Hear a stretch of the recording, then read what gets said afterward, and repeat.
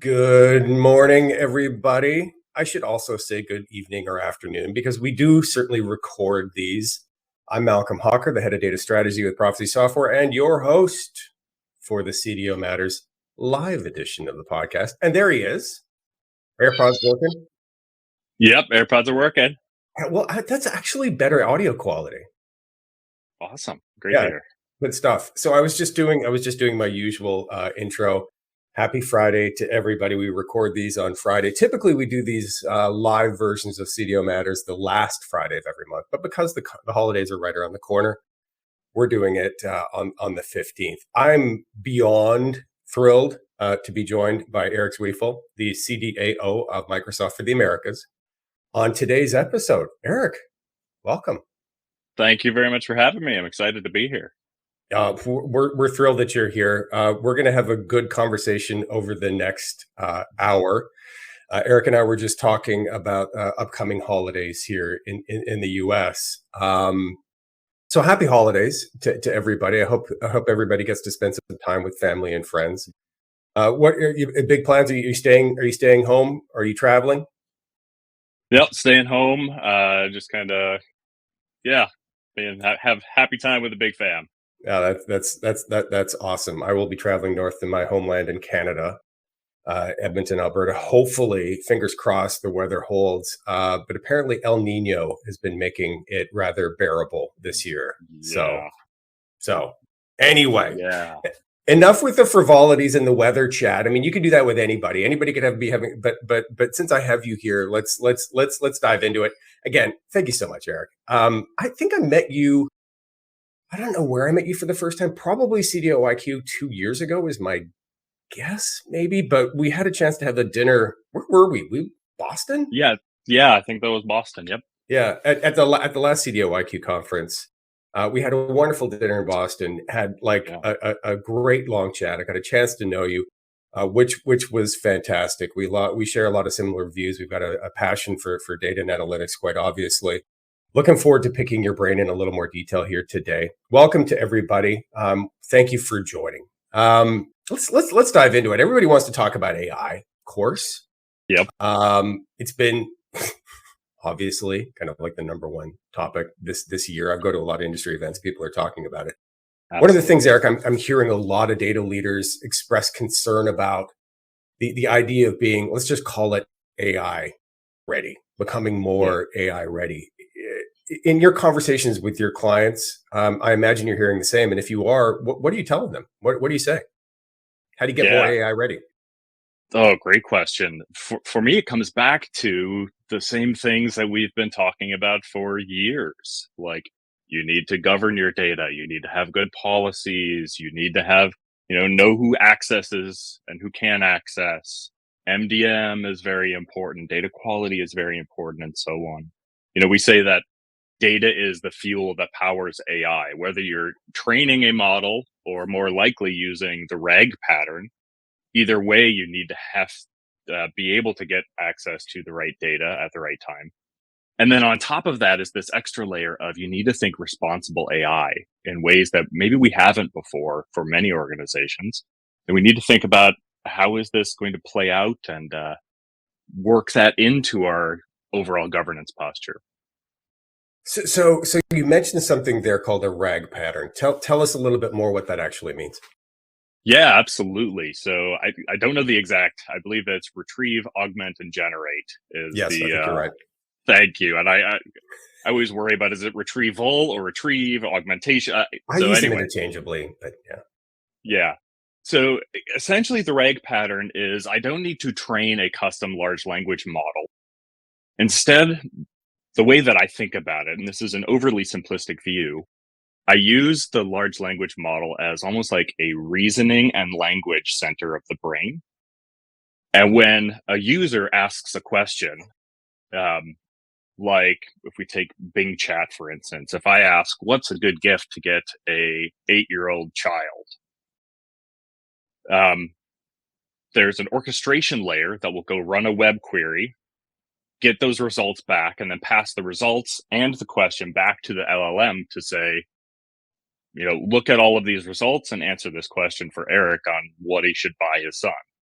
and then generates that response. So that's essentially distilled down. That RAG pattern is just retrieving data, giving it back to the LLM and answering the questions that way. So you don't have to have a custom trained model. So that bit there is really important, which is the retrieval part, which is getting data to act. In essence, what I'm hearing is kind of a fact set, a known fact set. If these things are my constraints, if these things are known to be true, then draw a conclusion based off of this. Do you agree with what I just said? Yep, absolutely. And we've seen instances where that can reduce, we've heard a lot about hallucinations with these LLMs. This can reduce those hallucinations because part of your meta prompt, what you're instructing the LLM is, don't answer outside of what is in these documents. And so it can start to reduce the hallucination. So for those listening, this is where you may have heard this concept of something called a vector database, which can be very effective here. A good friend of mine named Juan Sequeda is looking at the use of graph databases to help fuel these things as well. So whether it is a snippet of text, whether it's a URL, whether it's a vector, whether it's a graph, what you're basically doing is telling an LLM, giving it constraints and giving it facts and say do something with this. Okay. Yep. Absolutely. That's really, really insightful, because one of the ways that I'm starting to get attracted to the idea, I'd love your idea, and I'd love to hear your thoughts on this. I'm starting to get attracted to the idea of the LLM as an operating system.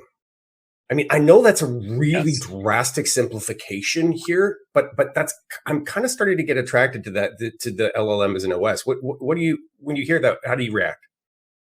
I absolutely agree with you. I think we're seeing that with, both OpenAI and then Microsoft 365 Copilot having the idea of add-ons. And I think these LLMs become like a new OS, like you're saying, and these add-ons become like the new apps.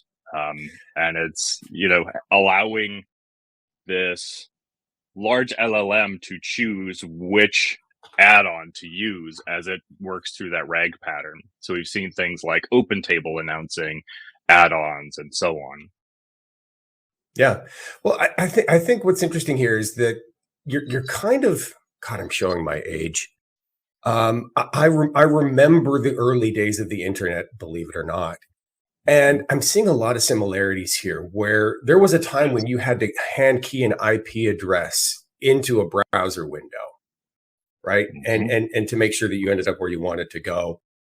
And I'm seeing something similar here, where it's like, well, we started with this just kind of this raw operating system, and we were kind of, and it had a chatbot interface, which was great, natural language interface, which was fantastic.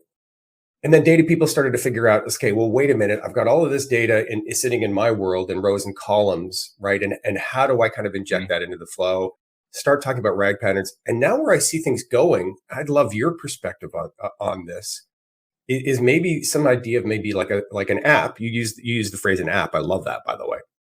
But where the app is maybe more like a smart agent that is actually interacting with people. It looks like Microsoft is really kind of betting on that. Is agreed? Yeah, absolutely. I think that is the future of kind of technology, is moving away from this app to more of this smart assistant. You may hear Satya talk to like the era of copilots or the age of copilots. And really, that's where we see kind of LLMs playing a role right now, is as a co-pilot for us as we are working through. And a lot of people are excited about that in terms of, I would love a co-pilot to help me with my day and so on. But you mentioned the dawn of the internet, and that's something I often bring up, is that's where we are at right now. When it comes to AI, we're at that stage, the dawn of the internet. We see this is going to have big implications. And I don't think it's hyperbole to say this is going to change every interaction, every user experience that we have. We just don't know how yet, because we're at the early stages, the dawn of the internet. Right. Well, it's interesting. I think that is playing out before our very eyes, and people are starting to answer questions kind of as we go. One of the things that I find, I love the co-pilot metaphor. And one of the things that, not to be overly flowery about Microsoft, although I can be, because I think they're really ahead of the curve when it comes to data infrastructure and data management in the cloud. And we'll talk about that in a little bit. Yeah. But one of the things that I like is that the Copilot metaphor can be applied in so many different applications that we use all day, every day. Yep. Right? Like, historically, data science, AI, that happened over there, and it was the really, really smart people that got paid a lot of money to build custom models that did propensity and did all of this really cool stuff. And don't get me wrong, and recommended the next song that I heard on my playlist and all that stuff. Really cool. Don't get me wrong, but it was this other world. But what I'm seeing now is through these copilots and the use of LLMs is that AI, anybody can be a data analyst now. Yeah. And I could just be looking at a Power BI dashboard and make that a highly interactive experience, which is like incredibly valuable. So yeah, and I love the Copilot metaphor. So getting back to AI readiness. Yeah. What you said was, hey, let's not forget kind of the basics, the blocking and tackling. Absolutely. Right? Let's not forget security and access. Let's not forget MDM. Let's not forget data quality. I think that is incredibly relevant when we start talking about these RAG patterns, right? Because if you are telling the LLM, hey, I know these things to be true, and they're not, that could be a problem, right? Absolutely. That is the old and tried and true metaphor of garbage in and garbage out. Yep. Different story if you're training LLMs, but most people won't be. I mean, you mentioned that. I mean, like, we're talking millions and millions and millions to train an LLM. And do you see them becoming, I hate to use the word commoditized, but it seems like they all largely kind of work the same way. Do you agree? To some extent, yeah. I believe that we will see that kind of convergence and commoditization of these LLMs. And I do think there may be times where some folks or some companies will need to fine tune an LLM. And that won't be a total train from the beginning, but this is more about how do I help the LLM not memorize facts about my company. I can have the RAG pattern to get the facts. Like you said, this is the fact set. But more of, can I start to fine tune the LLM so it understands the nomenclature that we use, can help sound like our company, and just fine tune to be more domain specific and how it interacts with that fact set. But yeah, I absolutely think that for the most part, we will head towards these LLMs will be, you may fine tune them, but we're seeing a lot of times where you don't need to, and you're still getting really good results. You raised something there that is very important, which I don't think we talk about enough, which is this distinction between training and fine tuning. Mm-hmm. Right? Training is like, go figure out the internet. Yep. Right? Like, and the one example that I gave, because it's public knowledge, because it's open source, is Llama. One of their more simple models is only 70 billion parameters. GPT-4, I think it's 700 billion parameters, which is just like mind-boggling. But Llama had 70 billion parameters, and they published that it took 6,000 GPUs running for 12 weeks straight. Right. Yes. That's the training process. So you can times that by 10 for OpenAI and their latest version. Right. And by the way, that doing that, the 6,000 GPUs for 12 weeks straight for Llama was a $2 million investment. So again, I think you could put a zero on at the minimum for 700 billion parameter model at a minimum. Yep. That would be my guess. Yeah. Then there's fine tuning. And that's what you just talked about, which is a different thing, which is, again, loading known facts, generally in the form of a question and an answer, into an LLM to help it to the machine learning part of it to say, okay, this is true and this is true and this is true. Most people are not going to be doing the training stuff. They may be doing the fine tuning. I think that's where, do you see that where things evolving from more kind of domain kind of expertise? Like fine tuning to be maybe a medical domain or a supply chain domain. Is that kind of how you see fine tuning playing in? Yes, I absolutely think so. And while you were talking, an analogy occurred to me. So this is the first time I'm using it. So if it doesn't play out, bear with me. But training a model is like raising a baby all the way to adulthood. You have to put in a lot of things to get there. Whereas fine tuning a model is more like onboarding them into your company. They already know a bunch of stuff, and you're just teaching them. Here's how we do it here. Yeah. So I don't know. Tell me, does that analogy play out for No, you? I like it. I mean, like onboarding to a domain or to your company. Right. And that's the intersection early on when everybody was still kind of learning how these things work. I was hearing from CDOs over and over and over again. We can't train, our data is in such a bad state that we can't use it to train an LLM. Yeah. And you're never probably going to need to train an LLM. The fine tuning part, onboarding, I like that. You could take your internal data. Well, but here's the question. Fine tuning generally relies on on text. Right, like written text, like verbiage, and most information. Well, I guess this isn't true because there's a lot of unstructured data floating around out there, but a lot of the good stuff is sitting in rows and columns. What's the bridge there? Do you see a future where maybe our kind of our database methodologies change in the future, where it's less about rows and columns, or what's the bridge to go? Because all of these, the AI is being trained on natural language text. It's on text. We're storing in rows and columns. I just had this synapse fire in my brain. It's like, well, wait a minute. Maybe we need to change how the data is being stored. I don't know. Does this make any sense? Yeah, absolutely makes sense. And I think two things about that. The first is, again, the fine tuning for me is not about trying to get it to memorize my company facts.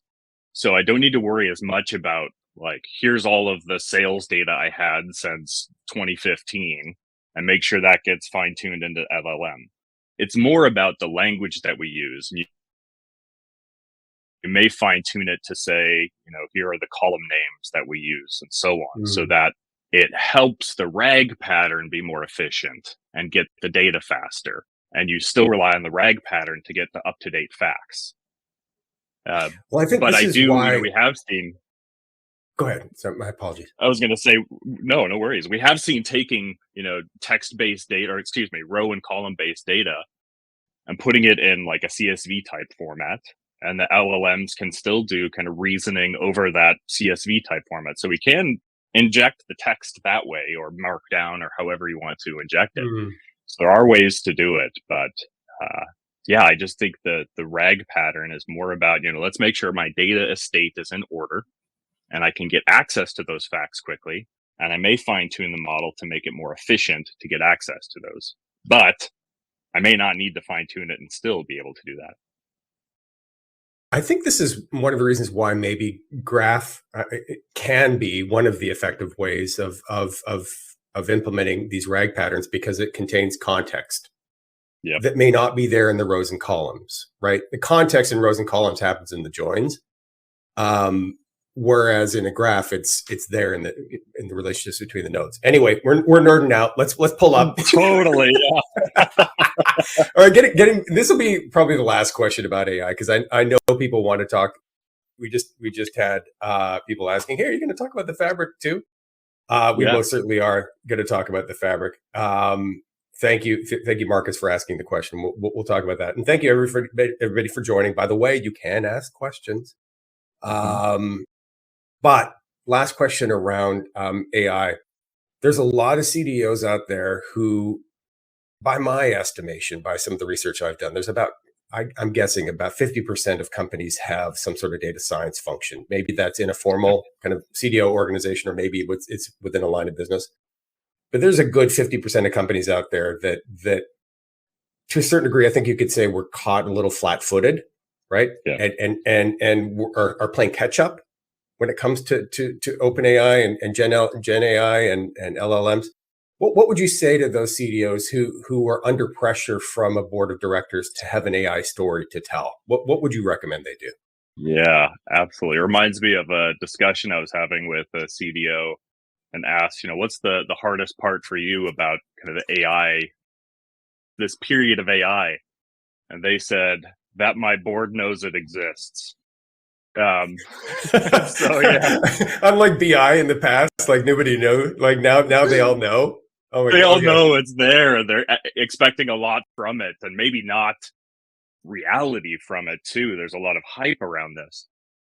But I would say for those CDOs that are facing that pressure, there are ways that you can build a kind of maybe low risk, internally facing AI project. So you can start to demonstrate progress to your board, show that, we're experimenting with this, we're moving forward with this. We're trying to do that mindfully and responsibly by starting off on like a employee Q&A chatbot or benefits or something to that effect. So you could do that with your data sets that maybe they're not in the state that you want them to be in yet, but you can still start to show progress to your board. Meanwhile, looking at those kind of Horizon 3 and Horizon 2 type projects, you can start to lay the foundation and show the board that in order to get there, this is where we want to go. But we're going to need to lay some data management foundations or consolidate our data, MDM, and so on. yeah. I love it. So what I heard was build in essence. I'm paraphrasing you. Build in essence some form of an AI roadmap as a part of, I would assume, a broader data strategy. And if you don't Absolutely, have one, yeah. you should probably have one.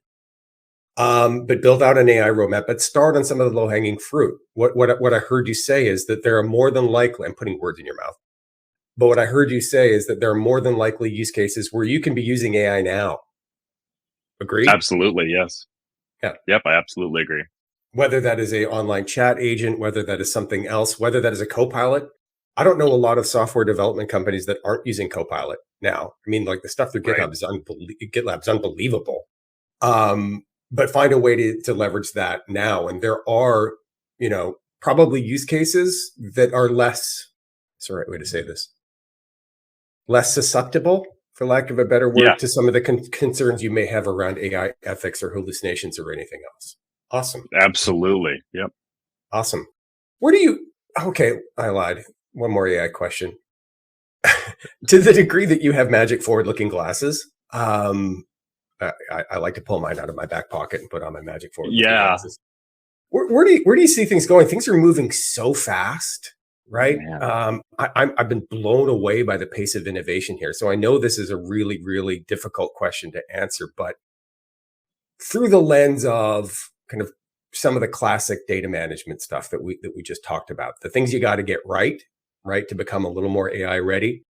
Where do you see things unfolding in the next 12 months? Do you see, I mean, we've been talking a lot about data catalogs, right? Microsoft's got a solution in Purview. We've been talking a lot about governance and ethics. We've been talking about, where do you see things kind of unfolding in the next year? That is a really tough question because, like you said, it's moving so fast. And we're finding these nascent capabilities in these LLMs. And even as we start to add things like vision, Oh, wow. Yeah. that adds a whole other layer of like, wow, where is this heading? I think you will see more and more when it comes to like your core data management capabilities, trying to leverage AI to help out in those areas, maybe in ways that we haven't been able to do fully before, but now we can tweak that.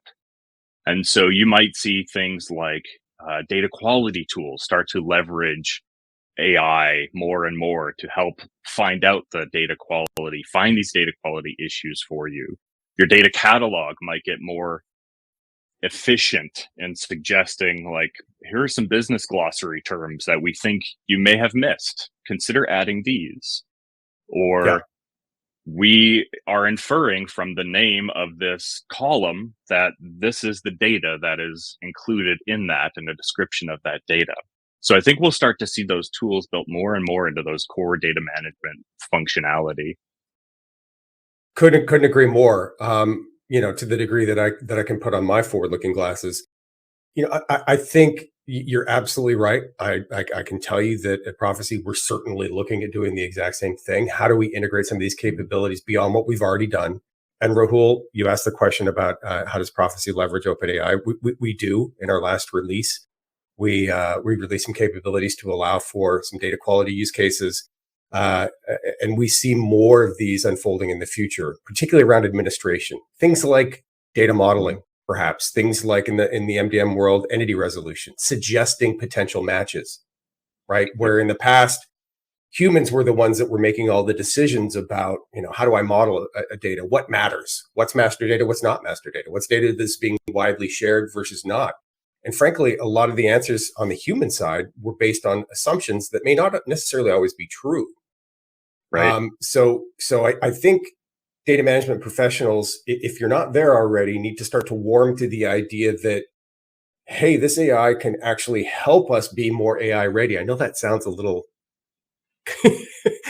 like, what do you mean? Right? Yeah, the like buildings building the buildings. Yeah, the machines building the machines. Absolutely. Yeah, it's a little meta, but that's what I'm paraphrasing you. But that's kind of what you just said, and I totally agree. Where can you leverage some of these tools to accelerate data quality use cases, to accelerate things like understanding, the state of your data ecosystem, what's master, what's not, how to best match, on and on and on. So love it. It's great stuff. And if you do have more questions, and if you're asking them through LinkedIn and we don't get to them today, I promise I will follow up. Probably later on this afternoon or maybe over the weekend. So if we don't get to your question, you ask one, I'll make sure that I do follow up. Let's transition. Let's talk about one of my favorite topics. I will call it the data fabric. Now I know that Microsoft has a branded version. It's the Microsoft Fabric, and we can draw a distinction here. I was talking about data fabrics 3 years ago when I was at Gartner. Right. And I'll be honest, Erik, at the time, I was a little bit of a contrarian because I didn't think that the technology had really kind of got there yet. Yeah. But in the last year and a half, I've completely made a pivot. And now I see the light, and there's like an aha, particularly with the explosion of AI. How would you explain it? Take kind of an elevator pitch approach, maybe, or kind of value prop approach. How would you explain it? Let's just stick with the Microsoft Fabric. How would you explain that in layman's terms to somebody? What's the value there? What is the Microsoft Fabric and why? Yeah. So for me, Microsoft Fabric starts with a foundation of what we call One Lake, which is imagine one drive for your data lake house, where I can start to I don't need to worry about storage accounts or provisioning things. I can just start to have my data put into an area where anyone in my company can access it.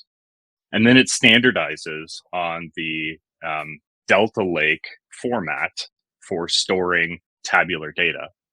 And we have rewritten our engines like SQL and so on, or the SQL data warehouse, to read and write from that Delta Lake format. And now we add on top of that the compute, which we've made more serverless, where you don't have to worry about, I want to provision this Spark cluster here, and I want to provision this data warehouse here. Instead, I say I have a Fabric capacity pool that I can draw from, and individuals can go in and leverage the different tool sets that they want to. And so you can have someone running Power BI reports against a Delta Lake table at the same time as someone else is running SQL warehousing. At the same time, someone else is writing through Spark or streaming it to this table, all happening at the same time against the same data set, and just making it, everyone is operating on the same one copy of the data. And so that's, for me, the quick elevator pitch of what it is. So it's just ease of use.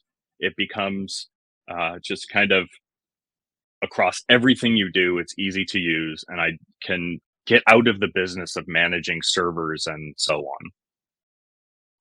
Is it correct to say that it's this kind of hyper virtualization layer? Would you call it a virtualization layer, or is that an oversimplification? That's a great question. I don't think that I would use that term virtualization layer, but I can see where it might be applicable. But I think it's more just taking a serverless model and applying it to this. And then all of these, and the reason I say virtualization, because when I think virtualization, to me, at some point, there's some sort of translation that's going on between a language to another language, or, something like that. Here, I think it's just more about having the capacity and then running individual and getting people out of that management area. So more of a SaaS-based model than a virtualization-based. Okay. Fair enough, because virtualization does infer a specific technology. And okay, I get it. One of the things that kind of, and again, I'm going to nerd out a little bit here. Yeah. One of the things that blew me away in one of the demos that I saw early after the release of the Fabric was, in essence, and I'm going to kind of dumb it down because I need to do that for me to understand it, was, in this case, it was a Microsoft architect, but it could have been anybody, that was executing SQL queries against a native graph store. Of course, it wasn't native graph; it was Parquet data, Delta Lake, but the data was graph. Its raw form was graph that had been brought into the one lake, and I can write any query against it. Right? I could, and to your point, I could execute a Spark workload against it. I could run a SQL query against it. I could run GraphQL against it. It doesn't matter. It all just works, and you're nodding. And then when I think about that, and I think about it a little bit more, and then I think about it a little bit more, it seems to me like, in many ways, that some of what Microsoft has done here is really kind of distilled away, to a certain degree, some of the differences that exist across database management systems.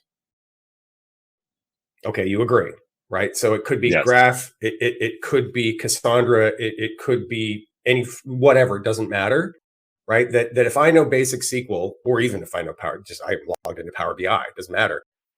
I can access that data in whatever format it's in. Yes? Yes, we bring it down and essentially put it into that Delta Lake format, and then standardize on that. So you abstract away these different proprietary data storage layers, and therefore it makes the data much more interoperable, is what I hear you saying. Yes. Well, interoperability is key, right? Yep. But then what I think about these is, like, we've been holding on to this idea forever and ever and ever that use case defined storage pattern, right? Yep. That you had an analytics use case, and largely I'm just going to split it into two, operational versus analytical. But you had an analytical use case, right, and that inferred a storage pattern of blah. Right. Right. It inferred a data warehouse, right? Like some sort of data warehouse. Right. And then there was a different, I don't know what I don't know yet. Right. I need to handle a lot of data. Well, that was kind of like the data lake. Then you've got operational data stores out there that could even be like a Salesforce, or like object based. You had kind of like use case was informing management of the data, how it was actually managed. And then I think about the Microsoft Fabric, and I was like, okay, all of those differences have kind of been marginalized. I don't know if that's the right word. And maybe this is a wild question. This is a wild question. Do you see? Go ahead. I was just going to say, I think I agree with you. And right now, where Fabric is set up is that analytics layer, but it makes bringing data from your operational databases in a lot easier. That has things like shortcuts. So if you have data stored in Amazon S3, you can add a shortcut to your one lake and then get access to it as if it were there. And then we recently announced something called mirroring, where you will be able to take different database technologies and have, essentially have that data available in Fabric also. Well, that kind of leads me to the question, which is, do you see a future, and this is maybe an oddball question, but where there really isn't a functional difference, or at least an operational difference, between data stored for analytical purposes and data stored for operational purposes? That I have been asking myself that question a lot. Oh, good. I'm As not I crazy. Okay. No, not at all, not at all. And because when we look at these operational data sets, and they have to have different patterns and availability, and like you said, you essentially infer a data storage type based on the use case. Is it read heavy? Is it write Yeah. heavy? And so on. And so I'm not quite sure where we're headed there. I have to be completely transparent. I have no knowledge of this Yeah. on the Microsoft roadmap. So please, Safe everyone, don't harbor. read into it. Yeah, exactly. Please don't read into Microsoft is saying this. This is just Erik Zwiefel, not Microsoft Erik. I am hopeful that we will get there, where we start to have this kind of, if we can get the operational efficiency for our operational data stores and still being able to write and read in more of this lake house format. I'm hopeful that we'll get there, and that'll truly unlock the theoretical idea of Fabric, that my data is always available to everyone in the organization, regardless of application or so on. Although then that gives me my own set of heartburn. Now it even becomes more important to think about data governance and master data management and data quality, because the faster I make my data accessible to everyone, the more I need to make sure I'm doing these checks up front. Otherwise, we could be making wrong decisions. Bingo. Yes. So high risk, high reward. You basically just described MDM. Mm-hmm. Right? Yeah. Because MDM is this very unique thing that exists at this nexus between analytical workloads and operational workloads. Yes. And it actually does both. Like unlike a lot of other things in the BI and analytics world that just do the reports, MDM sits literally in the DMZ between operational and analytical, and the data having to be right, having to be trusted, consistent, accurate, curated. Like that's the world of MDM, and the MDM people have known this for a long, long time, and we sit right in the middle of those two worlds. But I'm super excited about a future where maybe on the back end, the data is how it's always been. Right? Maybe it's sitting there in files-based stores. Maybe it's sitting in graphs. Who knows? Right? But that to anything or anyone consuming it could be an agent for an LLM, could be an end user, could be an application, could be just a random query from somewhere. But anybody who using it is experiencing that same experience, right? And the speeds and the throughput are there to support it. I think that's one of the concerns, right? Like high read, right? Yep, but absolutely. In my opinion, any time where it's only been compute that was the gating factor, that always goes away. Yep, I think. I don't know. A kind of a question, more of a statement from Marcus. He said that the Fabric separates data from compute. Do you agree? I think you said that. Absolutely. And I think, I got a question from a CDO once asking me, why are we talking about data lakehouse? Like why is this a thing? And, I walked through, we had data warehousing, then we came up with Hadoop. All of these were tightly coupled. Then we came up with this data lake, but we still had our data warehousing. So the promise of a lakehouse architecture is this, where I can truly get separation between my storage and compute, have the right compute for the right workload at the right time, but have my data separate. So I would absolutely agree with that. This is just the next step on the path we started with Hadoop all those years ago. Oh, Hadoop, you said the H word. Well, I can be hypercritical of Hadoop. Well, because I spent millions on it and didn't quite nail down the use case. But that's I wasn't alone in that. Yeah, wasn't alone. The joke I used to tell and still tell about Hadoop is that for a lot of companies, it was an answer desperately seeking a question. But I do agree that that this is a kind of a natural evolution, right? And I think, like I said, I guess it's a question, like what for a CDO who's out there, or a data leader who is saying, okay, this is just another shiny object, right? It's another. You just said Hadoop, right? Right. This is just another Hadoop, and that kind of came and went, and it was a flash in the pan. This is just what would you say to that person if they said that about the Fabric? That I start by saying, like, I get it. A lot of people saw these fads. Like, I get Yeah, your skepticism there. I think the difference here is that the underlying technology, we're not, this idea of separating the storage and compute and then choosing the right compute is different than we had with Hadoop, where we were tightly coupled. You had to have things stored on HDFS. And if you needed more data, you had to grow your cluster. Where really we can just start to have all of our data accessible in the one lake, regardless of where it's sitting. We can get the copies into the one lake, or, mirrors or shortcuts or whatever it is. And then we are not constrained by the technology on top of that. So like we saw Spark coming in on top of Hadoop clusters and then gradually, moving more towards the where Spark is today. I think with Microsoft Fabric, we will have the ability to add new workloads in this same experience going forward. right. Okay, so not just another shiny object, and I would actually, Totally. I would second that. I think in many ways, for a lot of people, um, the Fabric has become a bit of a synonym for a data mesh, and Yeah, I would say that no,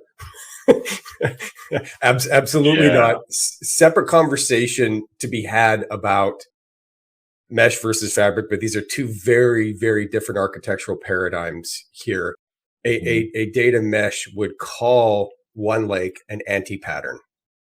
It would actually mhm. call it that. I don't tend to agree. Hub architectures work for a reason. Yep, Just ask United Airlines or Delta Airlines. I mean, ask anybody who does networking for a living. Hub architectures exist for a reason. absolutely. There may be promise in the road down the road in peer to peer, but I don't think we're quite there yet. So mesh, complete decentralization. Fabric, I would not argue is a centralized management pattern, but at the same time, it doesn't require you to blow up your, or Right. decommission, I think is maybe a better word, instead of decommission your data lake and data Yeah. warehouse. So these are two very different things. Yeah. Now, the one thing I would say with Microsoft Fabric for those data mesh enthusiasts, we do give the option of, defining data domains. So you can still have kind of that federated governance and access and all of that kind of built in, but you're using a consistent set of tools and architecture underneath. So it can, you know, absolutely still help look at your business in that mesh type way, um, but potentially, make the management of it take away some of the overhead that you might need for a full mesh implementation. And I'm Right. not saying that it is mesh or isn't, I'm just saying that when I look at data architectures, all of these patterns, personally, I try not to be a purist on any of them. Let's find out what works for my company, for my use case, and use that. And if a pure implementation of mesh is what is needed for a particular use case, then absolutely go build that implementation. But I think for the majority of use cases, that's not a requirement, is what I've seen. Well, and kind of your non-purist approach, like use whatever works, love it. I think actually that's the way most people think. And even the people I would argue that started, let's say 2022, as completely having consumed all the mesh Kool-Aid, are now to the point of being where you are, which Mhm. is, hey, this idea of domain centricity, that seems to work, right? That makes sense. Yep. 15 years ago, we called it a data mart, separate issue. Yep. Um, but this idea of domain centricity, I like that, right? Yep. I like giving people in sales and marketing a little more control over their lead data, for example. Yep. So I like the idea of domain centricity. I like the idea of having governance accountability. You could call it a product owner if you want, but I Yep. like those things. then there's these other things over here, which is like, oh, wait a minute, hold on. Federated computational governance. I don't even know what that means. Sounds extremely complicated and not that practical. Maybe we should let that one go. Yeah. So I think your pragmatism is actually reflected in the pragmatism that I'm seeing in the market, which is this is a good segue away from the fabric into more just kind of general trends that we're seeing. What I'm seeing is that people, the only thing that's left of the mesh is what you just described, domain centricity and a Yeah. domain centric focus. A lot of the other things have just kind of gone away because they're really, really hard to implement. What are some of the other things over the last year, as we come to the end of 2023, in your conversations with CDOs and others around the globe, what are some of the key things that you'll take away from 2023 other than AI? Because we already talked about that. I was gonna say that's like 90% of my takeaway is everyone was talking about AI, and you couldn't go to a conference without most of the agenda being about AI. But I think that's fine. I think that's where we're at. I do think that one of the big things that I'm seeing when it comes to talking to CDOs is we still struggle in the data world with being able to articulate our business value and being able to reflect back to the business. Here is why you need to invest in your data. I frequently try to get people to separate the idea of data from technology. I think it was Tim Berners-Lee who said data is, I can't remember how he said it, so I'll paraphrase it, but data is the precious thing that will live long after the technology has gone on to something else. And so we have these data sets that last for generations in different technologies. And so I think the CDO role is about seeing data for that. It's its own thing. And the technology is just where we store it. And so I think we're seeing a lot of that. Shelley, I see systems come and go, but data is forever. 100% agree with you.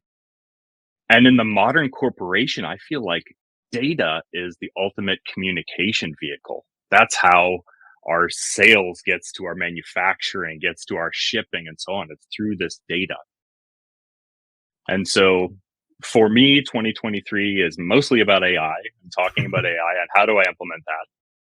But continuing to struggle with the foundations and figuring out how can I show value to my organization outside of AI and get the organization to invest. I don't know if you've seen that also, Malcolm. Absolutely. I mean, I was given the unique honor of getting to travel the world this year, making stops in several MTCs, Microsoft Technology Centers, meeting with CDOs and data leaders around the country. And yes, two things that jump out to me, what you just said. One, foundations, right? Blown away by how many companies, and I guess I shouldn't be, but I was, whether I was talking with people at the Gartner Data and Analytics Summer, whether I was talking to people at MTC events, doesn't matter. I was blown away by the number of companies that are like, hey, we're just beginning our journey, right? Like, or whether that was an MDM journey, data quality journey. For many, it was a data and analytics journey, right? Like Absolutely. and I was like, wow, like, that's amazing. I'm glad you're here. Welcome. There's resources. I'm here to help. But for those folks, it was okay. Foundations, right? Where do I start? What comes first? Governance or data management? By the way, that's been my number one LinkedIn post this year. Has been this. I asked the question: what comes first, data governance or data management? That was my number one. But that speaks to exactly what you just said, which is foundations, right? Like, how do we do this stuff? How do we get a governance program off the ground? How do we manage access and security? Like, how do we do, like, what's it? Absolutely. Do I need a data catalog? If I implement MDM, do I need a data catalog? And all these questions. So that was certainly something that I heard, and thrilling to see that a lot of people are doing this. And frankly, when I was in London at a Gartner event, a lot of those exact same people were saying, hey, we're just starting our analytics journey and we are doubling down on Microsoft. I heard it over and over and over and over again, which is great. But to the value question, Why do you agreed? It's a constant thing. It's funny. You noted what Shelley said about, systems coming and going, but data stays forever. Data people kind of actually use that as one of the reasons why data doesn't have value, because it's not scarce. Yeah. Right. What do you think, Erik, is why is this such a thing? Because I've been in this space a long time and it's still a thing. Right. Why is that the value problem? Why is that so pernicious? Yeah. When I think about it, it really comes down to, when you compare to other parts of the organization, you're talking in front of the CEO. It might be easy to define, like, hey, my sales team drove X million in revenue, or my operations team delivered, X widgets in Q3. And for the data team, if you say, we created X data products, tying it back to how that really impacted the business can be a little bit harder to make that leap, because a lot of the things that we're doing, especially around data governance and data cataloging and so on, the impact and the value may not be intangible, like, here is how we moved revenue forward. It may be more in things like, hey, when you ask a question, we can answer it a lot faster than we could before, and we allow the company to be more agile. And so trying to quantify that can be challenging. But that's one of the reasons that I've been, excited about looking at data through, we have been started talking about data products. And I asked a bunch of CDOs at the CDO IQ, like, okay, what is a data product if you had to define it? Because I think we're all operating under different definitions. And to me, what I heard boiled down to essentially, let's take a data management or data lifecycle management approach to data. And part of that will be, we don't just throw a report and forget about it. We retire things when they're done. But I'm hopeful that we'll be able to then start leveraging value if we take that approach and kind of defining it better. Here's how many people are accessing this data product. It's used elsewhere. And we can start to then demonstrate to our board and others that our ability to govern and access and have quality data helps us move faster and helps us meet our business objective. And I often say that, at the end of the day, our goal as CDOs and as data people should not be a great data strategy. Our goal should be a great business strategy that's infused with data everywhere, and that we are helping to unlock that business strategy as a result. I love it. So you talked about data products, and I'm glad you did, because to me that's one of my key takeaways for 2023 for sure. Because I heard a lot of the same feedback as well over the year. You talked about, I'm paraphrasing you again, but you teased the idea that maybe this focus on products could be the bridge back to the world of value realization, or at least value quantification.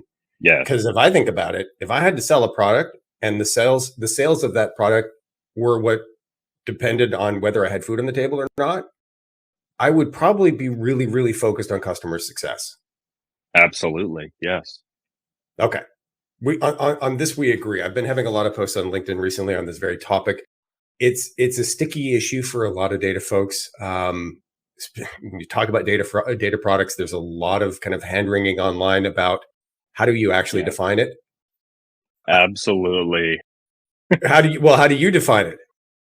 Yeah, like I said, so it was interesting when we asked these, when I asked these CDOs, we had like not a debate, but there was an, questioning each other. Well, can a report be a data product, or is it just a table, or, getting down into the nuts and bolts? And for me, again, my definition is more of just taking a product management approach to data.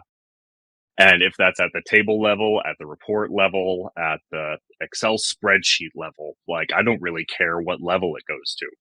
But it's more of understanding that this product, what we've put together, will have a beginning, a middle, and an end. The end is, often really important that we need to know when it has Yeah. reached end of life cycle and decommission it, so we don't have um, a prior organization that I was at in our data warehouse. We had 4 different date dimension tables. And I, to this day, I don't know what the difference was. I just know that I had to use this one or it was wrong. Roman and Greek, right? I mean, I think, Totally. right? Like, or yeah. Yeah. And so my guess is that it was created and then it didn't get deprecated and it was just kind of floating out there forever. That's So that's awesome. 4 different dimensions for date. You touched on something.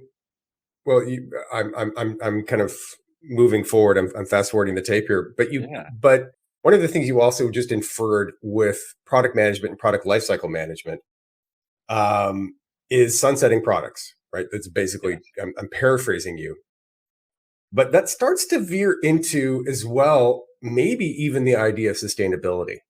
I know that sustainability is near and dear to Microsoft's heart. They have a goal of being net zero. I forget what year Satya said. I want to say it's like super aggressive, like 2025. I won't hold you. I won't hold you, but it's it's very aggressive. Yes. So it's near and dear to Microsoft. It's near and dear to everybody. But what I heard you say is that taking more of a product management approach could even help address that, because we got a data hoarding problem. Yep. I mean, if you can say, hey, this data is not being used, it's just collecting digital dust. It's never been used. It won't be used. A product manager would look at that and say, hey, listen, why are we paying storage and compute for this thing that is just collecting dust? Nobody's getting any value from it. Maybe we should decommission this or archive this or go put it on tape. Do people still put data on tape?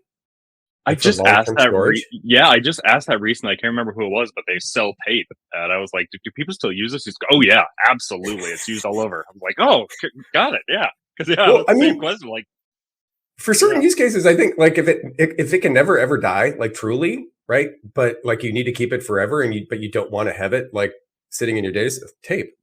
I mean, that's what I used to do. I mean, when I was running an IT function, this is a while ago. I mean, it was like throw it on the tape and stick it in the storage locker. Okay, still being used. We're down to our last 3 minutes. I want to say thank you for everybody for attending. Thank you for the dialogue that we've got going here on our Goalcast platform. Melvin, you asked a really deep and insightful question. If you're still on the line and if you're still listening, I will follow up offline regarding to kind of the garbage in, garbage out, and does that really apply in the world of highly probabilistic AI-driven things? I'll take that one offline. I've got some specific thoughts there. Great question. Great questions from others as well. Thank you, Jennifer. Thank you, Marcus. Thank you, others, for interacting in the chat. In our last 2 to 3 minutes, what's the best part of your job, Erik? Doing what you do, working where you work? Yeah, the best part of my job is I love working with different companies and seeing the different problems that they have. Some that are unique to them, some that are endemic across the industry.